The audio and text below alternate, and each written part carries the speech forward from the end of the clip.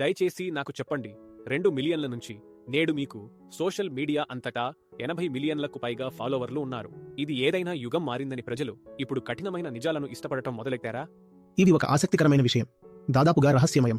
సౌకర్యం కోసం వెతుకుతున్న మనుషుల గురించి మనం మాట్లాడుతుంటాం, కానీ వాళ్ళు వెతుకుతున్న అన్ని సౌకర్యాలు, ఆనందాల కింద ప్రతి మనిషి నిజంగా కోరుకునేది ఒకటే, అది సత్యం.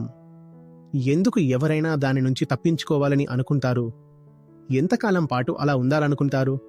ప్రజలు నిజం నుంచి పారిపోతున్నప్పుడు వాళ్ళు నిజానికి ఏదైనా నిజంలాగా కనిపించే దానివైపు పారిపోతున్నారు కొంతమేర.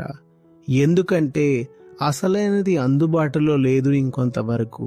అది చాలా ఖరీదైనదిగా అనిపిస్తోంది.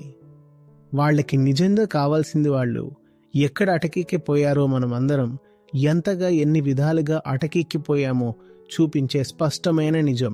అలాగే మనం ఉన్న స్థితి నుంచి ఎలా మారవచ్చు అనే దానికి సూచనలు కూడా కావాలి.